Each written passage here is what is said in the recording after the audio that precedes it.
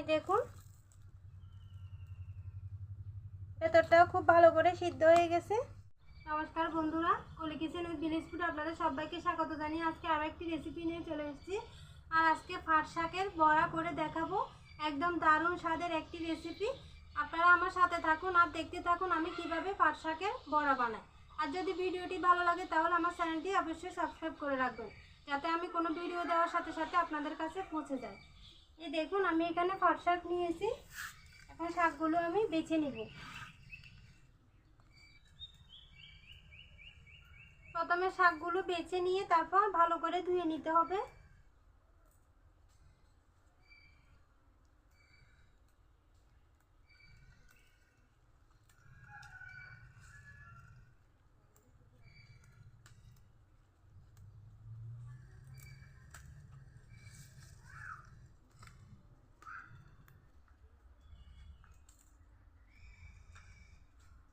দেখুন বন্ধুরা, আমার সবগুলো শাক বেছে নেওয়া হয়ে গেছে। এই দেখুন, এখন আমি শাকগুলো ভালো করে ধুয়ে নিব।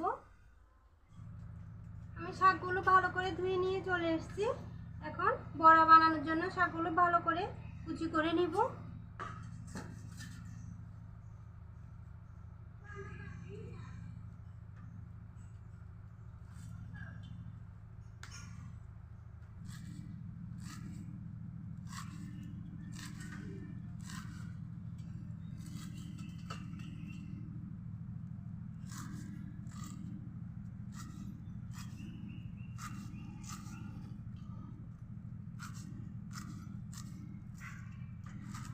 যতটা সম্ভব ছোট ছোট করে কুচি করে নিতে হবে।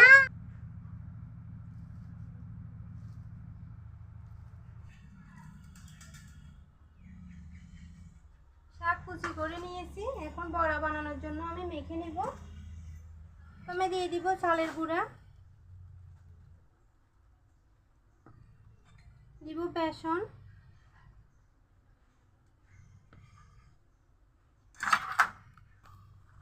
দিয়ে দিব পেঁয়াজ কুচি,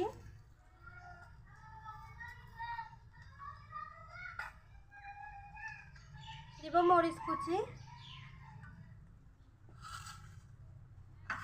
দিয়ে দিব চিংড়ি মাছ,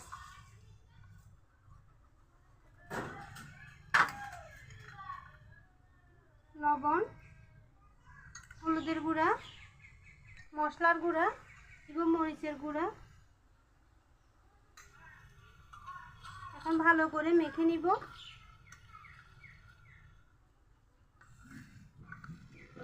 শুরুতে জল দিয়ে মাখা যাবে না, যদি পরে জল লাগে তখন জল দিতে হবে, কারণ আমার শাকের মধ্যেও জল ছিল।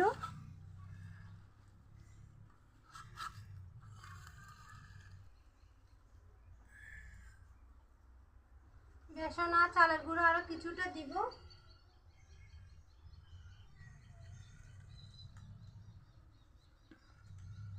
সামান্য করে চালের গুঁড়োও দিব।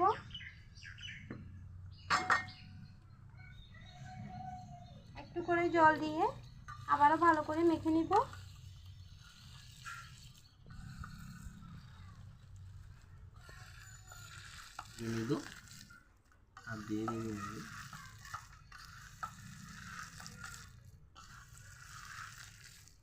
আমি ভালো করে মেখে নিয়েছি।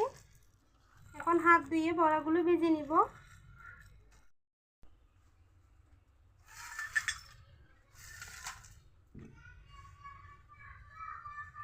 চুলা ধরিয়ে নিয়েছি। এখন বড়াগুলো ভাজার জন্য তেল দিব।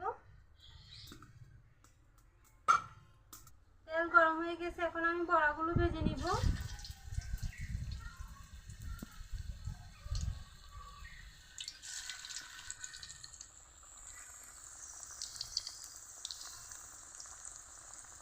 চ্যাপটা চ্যাপটা করে দিব। আর এক পিঠ ভাজা হয়ে গেছে, এখন উল্টে দিব।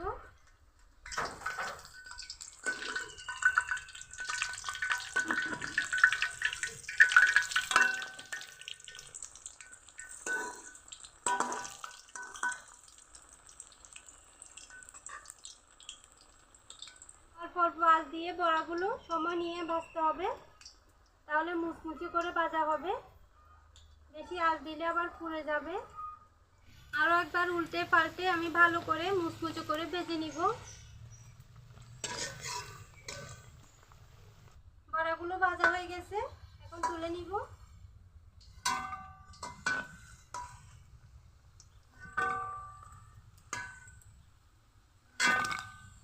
একই নিয়মে বাকি সবগুলো বড়া আমি ভেজে নিব।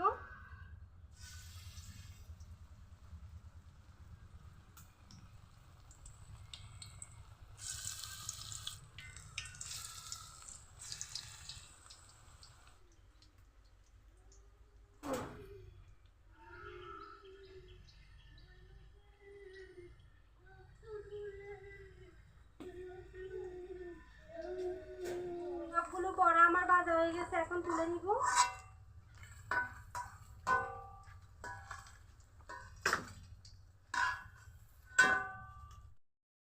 দেখুন বন্ধুরা, কি সুন্দর হয়েছে আমার বড়াগুলো।